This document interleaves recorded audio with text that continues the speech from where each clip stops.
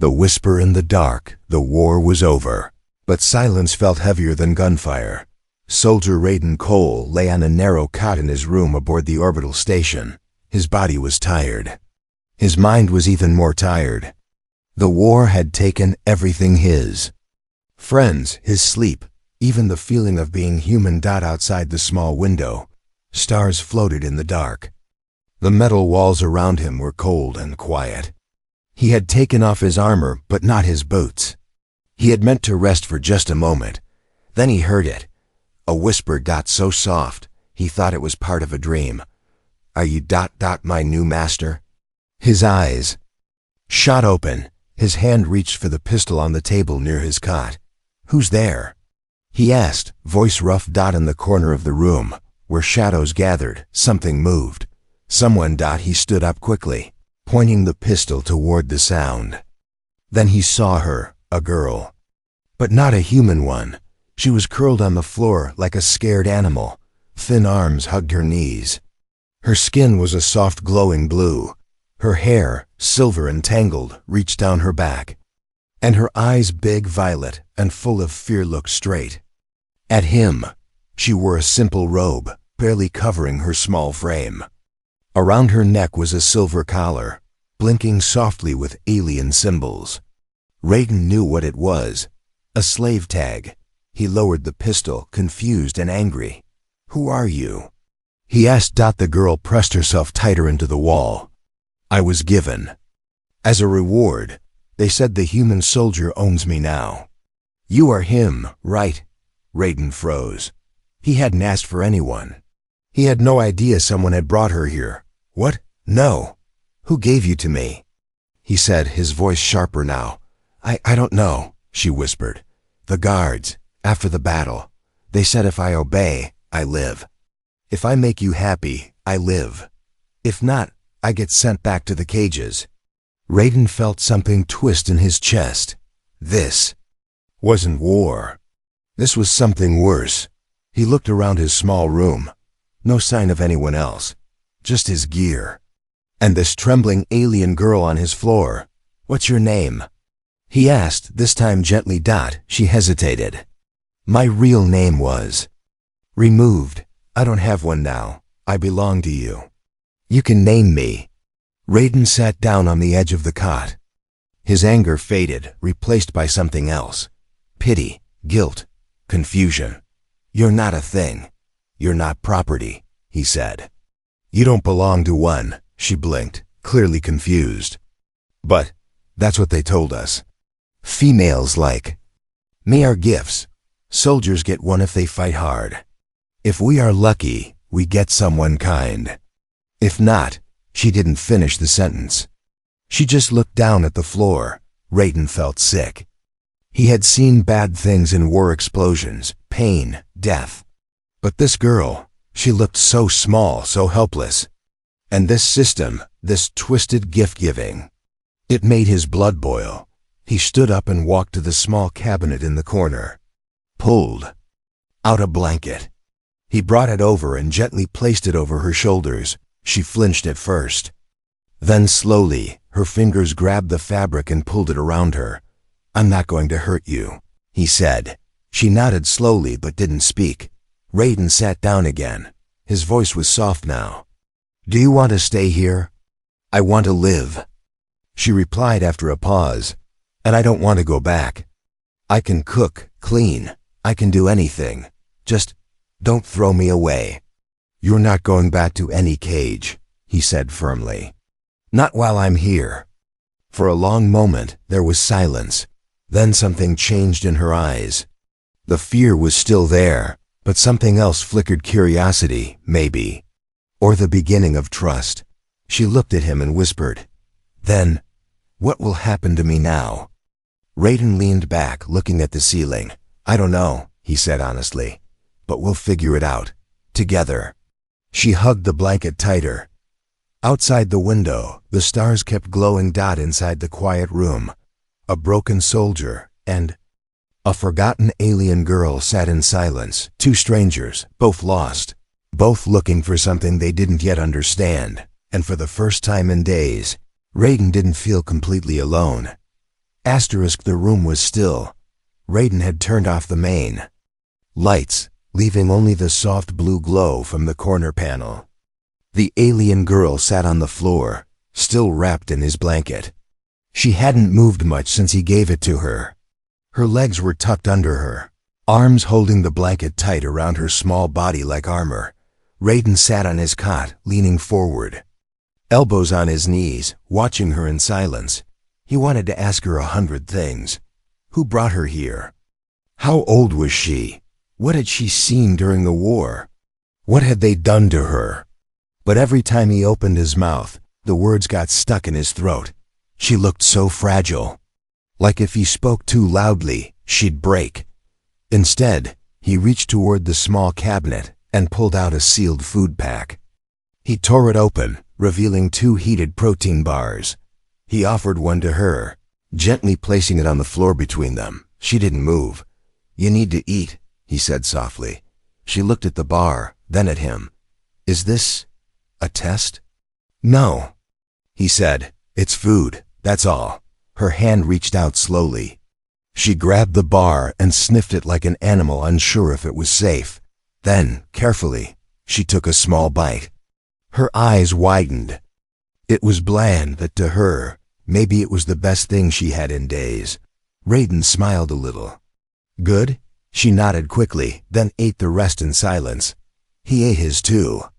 The sound of chewing was the only thing between them. After she finished, she looked at the wrapper, confused again.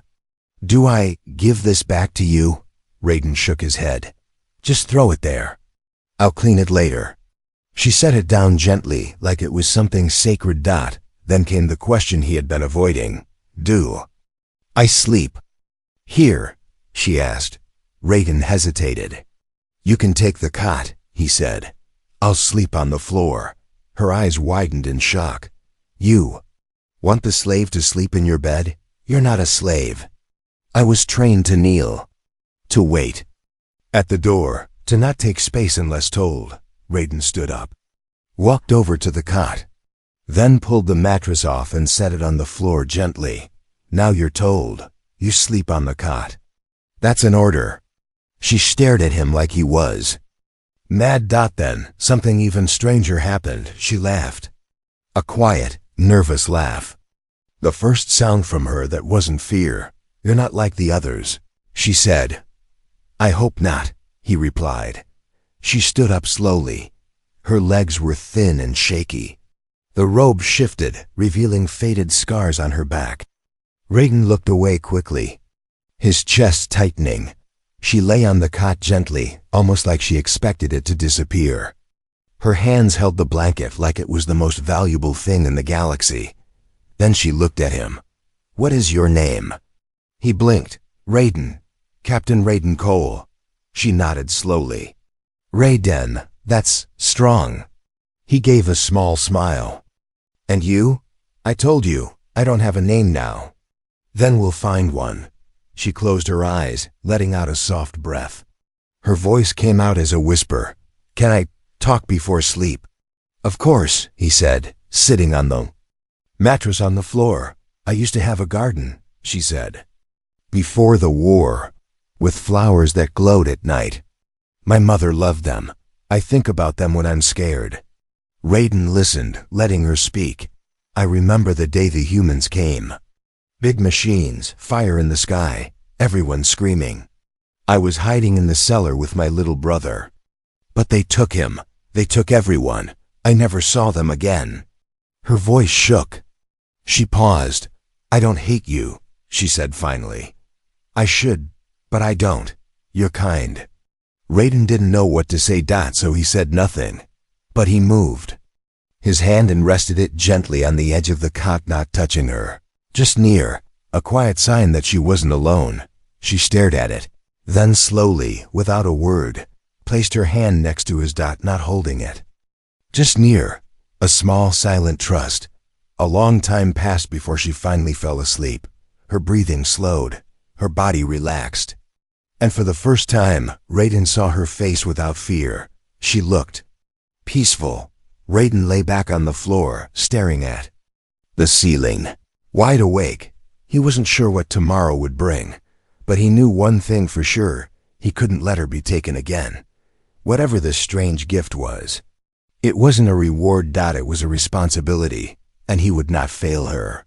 Not like the others had. Raiden was up early. He hadn't slept much. The floor was hard, but that wasn't the reason. His mind was busy, full of thoughts he couldn't ignore. The alien girl, still asleep on his cot, was curled up like a child. Her silver hair spilled across the pillow. Her face looked soft, calm, even a little innocent. He had protected people in the field before. But this was different. He didn't even know her name. Raiden stood quietly, trying not to wake her, and stepped into the hallway. He needed answers. Someone had sent her to his room like she was nothing more than a prize. He needed to find out who and why. But as soon as he turned the corner, Captain Cole. A voice stopped him. It was Lieutenant Brask, a tall, wide-shouldered man with a cold face and steel-gray eyes. He wore the black patch on his sleeve, military supply control. Behind Brask were two armored guards. Raiden's body tensed. "What do you want, Lieutenant?" he asked. Brask smirked. "Came to collect inventory. There was a mistake yesterday. You received a Class 3 alien unit. Female type. That unit was supposed to be sent to Barracks Sector 9. It was logged under your name by accident." Raiden didn't speak. Brask tilted his head. "She's still in your room, yes?" Raiden nodded once. "She's there, sleeping." "Good, then we'll take her now." Raiden stepped forward, blocking their path. "No, you won't." The guards shifted. Their hands moved near their weapons. Brask's smile vanished. "Captain, that unit is not registered to you. She's military property, alien surrender asset number 407B. The station follows rules. You're a decorated officer, but even you don't own her." "I don't want to own her," Raiden said sharply. "I want her left alone." Brask narrowed his eyes. "You're speaking like she's a person." "She is a person." The silence between them grew tense. Brask leaned in closer, his voice lower now. "Be careful, Raiden. There are eyes watching officers like you. You take a girl like that and treat her like a pet or worse, and people talk." Raiden's jaw tightened. "I don't care what people say." Brask gave a thin, fake smile. "Let's pretend this conversation didn't happen. But don't get attached. That's not what these creatures are for." He turned and walked away, the two guards following him. Raiden stood still for a long time. Then he turned back toward his quarters. She was sitting up when he returned. Her eyes watched him quietly. She still held the blanket around her shoulders like armor. There was no fear in her expression now, just quiet curiosity. "You went somewhere," she said softly. Raiden nodded. "Just in the hallway, someone came asking about you." Her body tensed. "They want me back?" "Yeah, a man named Brask. He said you were sent to me by mistake." She looked down. "They always take us back. We don't stay in one place long. Some humans break us, others sell us." Raiden sat on the floor again, not far from her. "I told them no." She looked up sharply. "You what?" "I blocked the hallway." "I said you're staying." She stared at him for several seconds. Then, very slowly, she whispered, "Why?" "Because you're not a thing," he said. "And I'm not giving you back to people who treat you like trash." She covered her mouth with one hand. Her shoulders shook. Raiden panicked for a second. "Are you okay?" She nodded. But tears were rolling down her cheeks. "I've never heard someone say that," she whispered. "Not even once." Raiden stood up, unsure what to do. So he went to the shelf, grabbed a cloth, and brought it to her. She wiped her face, still shaking. Then she said something he didn't expect. "Can you give me a name?" He blinked. "I want to have one again," she said. "If that's okay." Raiden thought for a moment. Then he said, "How about Leary?" She repeated it under her breath. "Leary." She smiled small and soft. I like that. Suddenly there was a loud bang at the door. Raiden stepped in front of her. Another bang, harder this time. Raiden Cole! A voice shouted from the hall. Open up, military orders. It was Brask. Raiden reached for his pistol, but stopped. He wasn't going to fight a war inside the station. Not yet. Instead, he looked at Leary. Go into the washroom, he whispered. Lock the door. Don't open it unless I say your name. She nodded and slipped away, her feet silent. Raiden walked to the door. He placed his hand on the panel and opened it. The door slid open with a hiss. Raiden stood tall, his face calm, but his eyes sharp like ice. Brask was there again, this time with 4 guards, not 2. All of them wore body armor. Their rifles were strapped across their chests. They looked ready to drag someone out. Brask smiled, but it wasn't friendly. Captain Cole, he said, like they were old friends. You didn't respond to my message. You didn't send one, Raiden replied flatly. I was being polite, Brask said, stepping closer. Where is the alien girl? Raiden crossed his arms. Her name is Leary, and she's not going anywhere. One of the guards shifted, hand tightening around his weapon. Brask didn't flinch. Let's not play games, Brask said. She's registered property. You don't have the right to name her. You don't have the right to protect her. She was gifted under a mistake, and that mistake needs to be corrected. Raiden didn't move. She's not a machine. She's not a box of ammo you're returning to storage. She's a person. She's an alien, Brask snapped. A surrendered enemy asset. You've been out on the front too long, Cole. You're starting to forget who the enemy is. Raiden stepped forward, his tone ice cold. I haven't forgotten. I saw what they did. I fought them. I killed when I had to, but she's not a threat. She's broken. And I won't hand her over to be broken more. Brask's jaw clenched. You're disobeying orders. That's treason. No, Raiden said, locking eyes with him. It's humanity. The guards looked uncertain now. One of them lowered his weapon slightly. Brask noticed and scowled. Step aside, Cole, or I will charge you with interference and obstruction of military command. Raiden raised his voice. Firm and clear. She was brought here without my knowledge. I never signed for her. You want to charge someone? Charge the one who delivered her in secret. That made Brask hesitate. He hadn't expected Raiden to know the system so well. Raiden continued, you have no legal grounds to enter this room without a warrant from Central Command. You want her back? Then bring a proper order, signed and sealed. Until then, this room is my assigned living quarters, and you are trespassing. Brask's lips twisted. You think paperwork will protect her?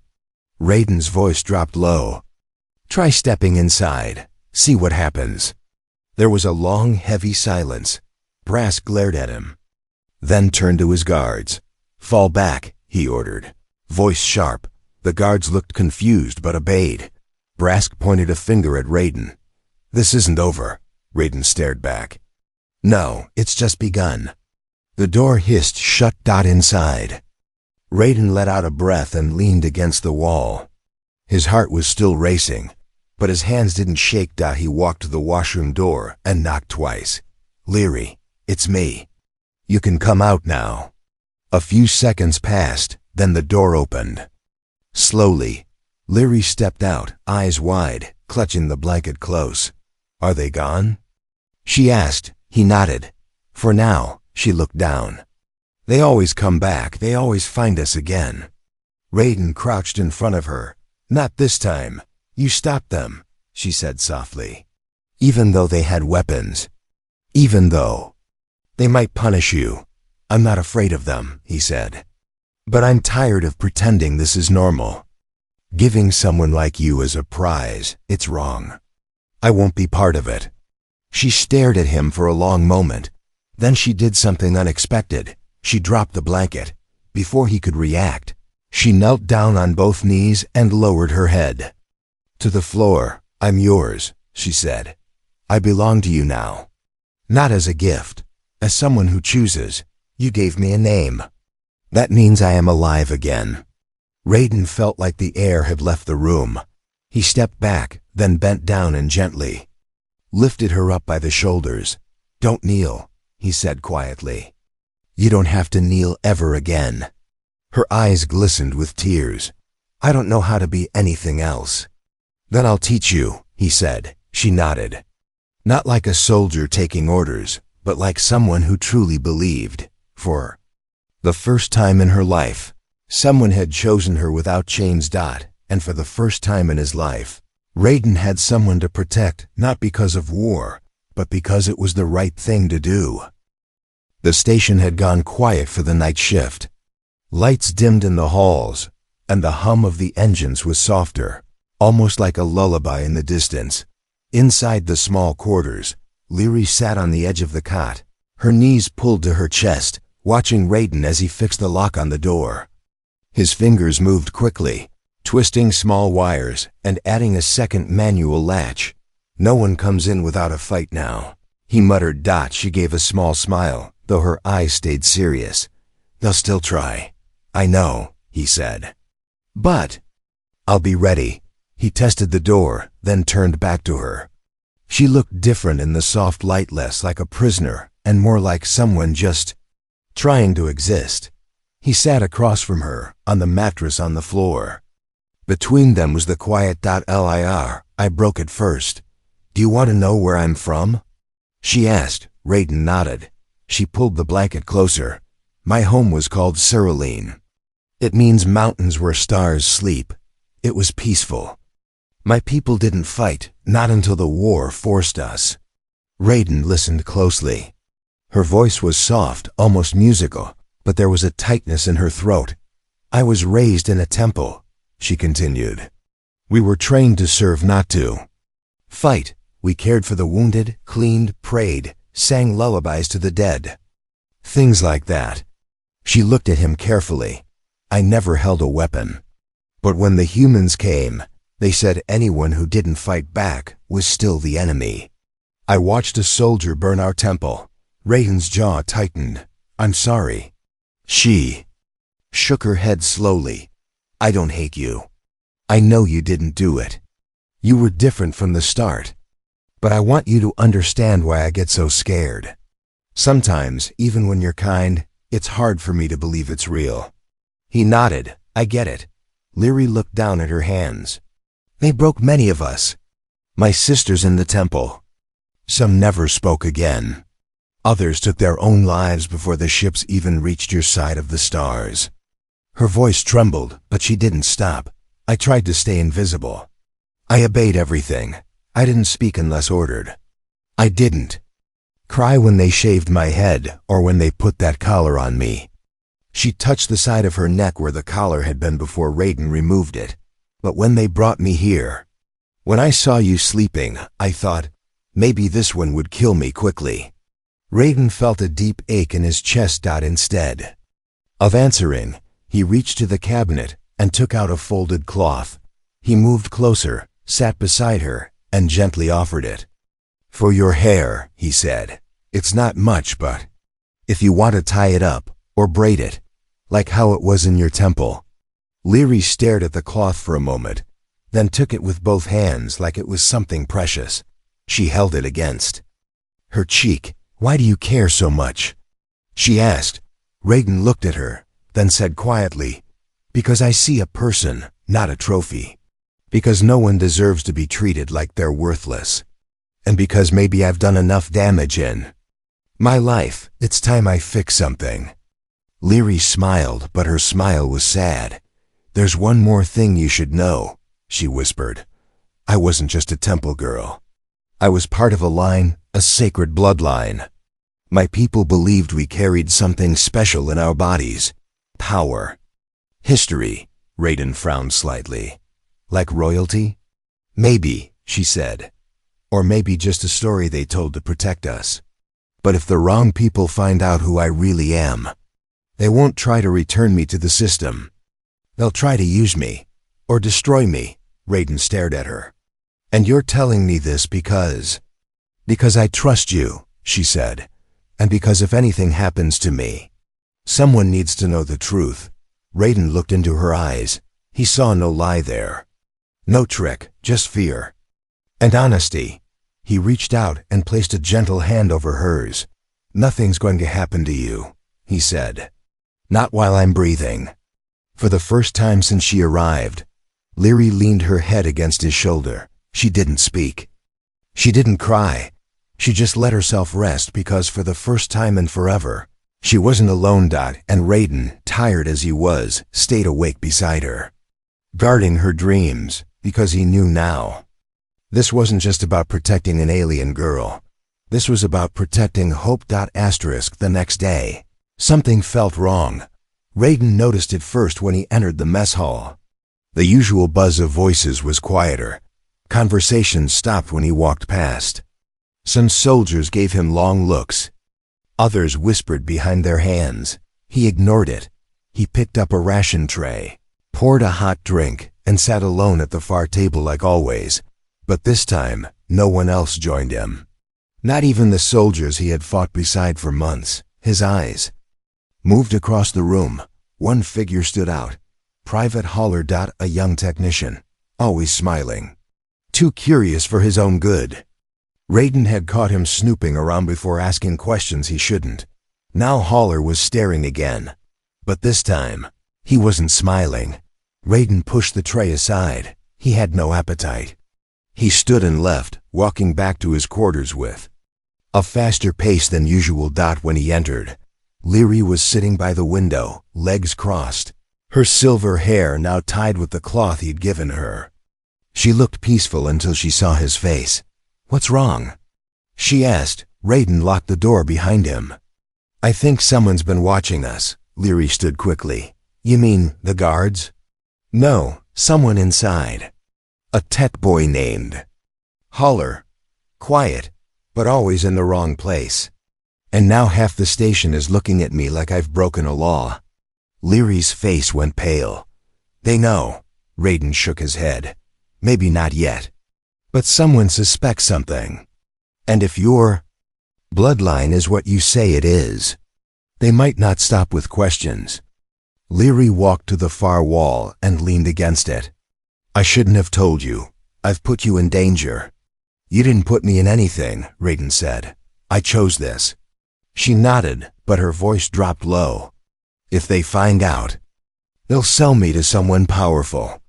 Or worse, take me apart just to study what's inside me." Raiden stepped closer. "They won't touch you." But he wasn't sure anymore. If word had spread, it could already be too late. Suddenly, the console at the side of the room beeped. Raiden walked over and checked the screen. "Message, private, surveillance malfunction report, Sector D, quarters 71. That was his room. He read the timestamp. It had been sent an hour ago. Someone had been inside the system, watching them, and then deleted the footage. But they didn't know he had a backup chip installed. From his time on the battlefield. He opened the chip's log. There it was. Clear. Video from inside the room during the previous night. At the bottom of the feed. A name. Accessed by PVT. Haller. Raiden's face darkened. "They watched you," he said quietly. "Last night. Maybe longer." Leary stepped back. "Do we run?" "There's nowhere to run on a station this small," he replied. "But there is one thing we can do."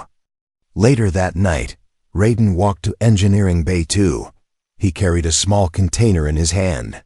It looked like he was just delivering repair parts. No one stopped him. No one asked. He found Haller alone, as expected. The young man looked up from a console, his face tense when he saw Raiden. "Captain," Haller said quickly, trying to sound polite. "I didn't expect you. Save it." Raiden interrupted. He placed the container down and walked right up to him. "You accessed my room's feed. Without clearance." Haller swallowed. "I was just running tests. I thought there was a bug." Raiden's eyes were sharp. "You watched her, didn't you?" I didn't mean anything. I just saw her face and she didn't look like a slave. She's not." Raiden leaned in closer. You say anything to anyone about what you saw, and I swear, I didn't tell them. Haller blurted, but I think they already know something. Lieutenant Brask has been talking with Central Command. I overheard them saying something about biological assets being misplaced. Raiden stepped back. That was worse than he thought. Are they planning to take her? He asked. I think so, Haller whispered. They mentioned transferring someone to research Ship Delta. That's where they take the special ones. Raiden turned around fast that he had no time left. Captain? Haller called out behind him. Is she really someone important? Raiden didn't answer. He was already running back to his quarters. Leary was still by the window when he returned, but she stood the moment she saw his face. What happened? They're coming for you, Raiden said. Soon, maybe tonight. Her hands trembled. Then, it's over? No, he said, grabbing a duffel bag from the corner. It's just starting. He opened the floor panel behind the bed, an emergency crawl space used during lockdowns. Few knew about it. We leave tonight, he said. I have an old friend in Cargo Bay 6. He owes me. If we get there before the next shift change, he can get us out. Leary stared at him, shocked. You'd really run with me? Raiden looked straight into her eyes. I don't run, he said. I fight. And now I fight for you. And in that moment, Leary finally understood. She wasn't just being rescued. She was being chosen. The metal floor echoed under Raiden's boots as he moved fast through the narrow maintenance tunnel. Behind him, Leary crawled quietly, holding the duffel bag with both hands. The crawl space was tight, dark, and smelled of old cables, but it was their only way out. We're almost there, Raiden whispered, glancing back. Leary nodded silently. Her face was pale, her breath uneven, but her eyes were full of determination that they reached the end of the tunnel. Raiden pushed up the loose floor panel and peeked into Cargo Bay 6. The room was massive, full of crates, metal containers, and parked service drones. It was dark. Only a few emergency lights glowed faintly overhead, and near the far wall, beside a cargo shuttle, stood a man. Garrett, Raiden whispered. The man looked up. Tall, bald, with grease-stained sleeves and a thick beard. He gave a tight nod. You're late. Raiden helped Leary up and out of the tunnel. We ran into a delay. Garrett looked at Leary with surprise, then back to Raiden. She's the one? Yes, she's small, Garrett said. But I guess that makes hiding easier. Leary stood straight. I can hide. I just don't want to be hunted. Garrett raised an eyebrow, then shrugged. Fair enough. He opened the shuttle's side hatch. This crate's headed to a free port outside Terran space. No scanners, no inspections. If she stays quiet, they won't even know she's aboard. Raiden looked around. And me? You can't go, Garrett said. They'll search every ship if you vanish, but no one's watching her, not yet. Leary turned sharply. No. Raiden placed a hand on her shoulder. Leary, no, she said louder. You said we were leaving together. I believed you. I meant it, Raiden said, voice low. But if I go now, I'll lead them straight to you. They'll follow my name, my record, my movements. But if I stay and play dumb, they'll think I lost you. Tears welled in her eyes. But you saved me. I don't want to be safe without you. Raiden took both her hands in his. You will live, Leary, he said. You'll be free. And someday, when it's safe, I'll find you again. That's a promise. She tried to speak, but her voice cracked. He leaned forward and gently touched his forehead to hers. You have a name now. You have a life. Hold on to it. Behind them, Garrett grumbled. We've got 2 minutes before sensors sweep this deck. Decide fast. Raiden helped Leary into the cargo crate. He placed a blanket inside, along with food, water, and the cloth he had given her, the one she had used to tie her hair. She held onto it like it was a piece of him. As the crate lid began to lower. She reached out and grabbed his hand one last time. "Don't forget me." "Never," he whispered. Then the lid shut. The crate locked with a soft click. Raiden turned to Garrett. "She be safe?" Garrett nodded. "Freeport's full of smugglers and traders who hate the military. Should disappear there. Just like you want." Raiden sighed, then backed into the shadows of the bay as Garrett activated the cargo mover.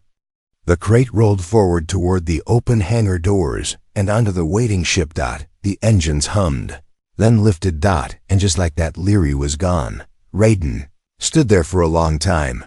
He felt hollow, but he also felt right. For the first time in years, he had done something that wasn't about war, orders, or rank. He had chosen to protect a life that others would have thrown away.